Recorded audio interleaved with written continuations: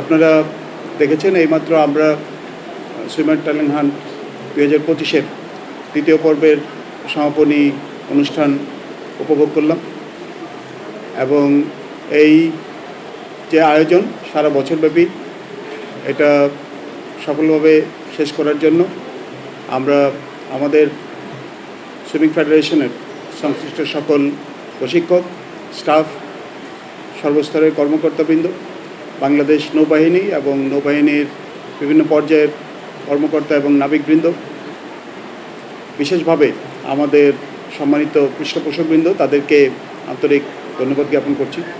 আমার বিশ্বাস আমাদের যেই মহতী উদ্যোগ এটা আমরা সফলভাবে তৃতীয় পর্ব সমাপ্ত করতে পারবো ইনশাআল্লাহ।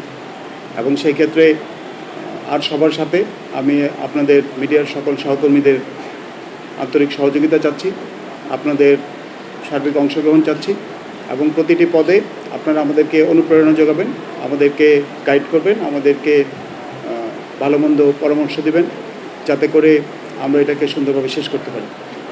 আর এই মহতী উদ্যোগ আমি যেটা বলেছি, আমাদের অতীতেও চ্যালেঞ্জ ছিল, সেই চ্যালেঞ্জ মোকাবেলা করেই দেশের সার্বিক বিরাজমান পরিস্থিতির সাথে তাল মিলিয়ে আমরা এই প্রচেষ্টাকে সফল করার চেষ্টা করেছি এবং ভবিষ্যতের যে চ্যালেঞ্জ, আমি মূল চ্যালেঞ্জটা বলেছি তহবিল সংগ্রহ, সেটাকেও আমরা ইনশাল্লাহ চেষ্টা করব সবার সহযোগিতা নিয়ে সফলভাবে যাতে আমরা সমাপ্ত করতে পারি। 2 বছর একটা দীর্ঘ সময়, 2 বছরে অনেক খরচ হবে, তবে আমরা সবাই যদি আন্তরিক থাকি এবং আমরা যদি কয়েকজন ভালো পৃষ্ঠপোষক জোগাড় করতে পারি, তাহলে আমার বিশ্বাস আমরা এটা সফলভাবে শেষ করতে পারবো।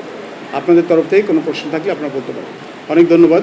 আমরা আমাদের অতীত অভিজ্ঞতা থেকে যেটা দেখেছি, যেটা আমাদের কমিটির আহ্বায়ক রেডমেল মাকসুস উল্লেখ করেছি, 2016-তে আমরা যেই আয়োজনটা করেছিলাম, সেই আয়োজনের ফল হিসাবে আমরা বেশ কিছু উদীয়মান সাঁতারুকে পেয়েছি, যারা বিগত 10 বছরে ছেলেরা এবং মেয়েরা তারা বাংলাদেশের সাঁতার অঙ্গনে তাদের প্রতিভা স্বাক্ষর রেখেছে এবং সফলতার পরিচয় দিয়েছে। আমার বিশ্বাস এবারেও আমরা যদি ভালো প্রশিক্ষক জোগাড় করতে পারি, আমরা যদি সুন্দরভাবে প্রশিক্ষণটাকে চালিয়ে নিতে পারি, তাহলে আমার বিশ্বাস আমরা আগামী 8 থেকে 10 বছরের জন্য ভালো সাঁতারু খুঁজে পাবো। যেই বিষয়টা গুরুত্বপূর্ণ, আমরা ওখানে বসে আলোচনা করছিলাম, কার্যনির্বাহী কমিটির সদস্যবৃন্দ এবং সহসভাপতিবৃন্দ, তারাও যেটা মতামত দিচ্ছিলেন যে আমরা যদি একজন ভালো প্রশিক্ষক পেতাম, দেশ থেকে হোক বিদেশ থেকে হোক, এবং তাকে যদি উপযুক্ত সম্মানী দিয়ে তাকে যদি আমরা রাখতে পারতাম, তাহলে আমার বিশ্বাস আমরা আরও ভালো ফলাফল আশা করতে পারতাম।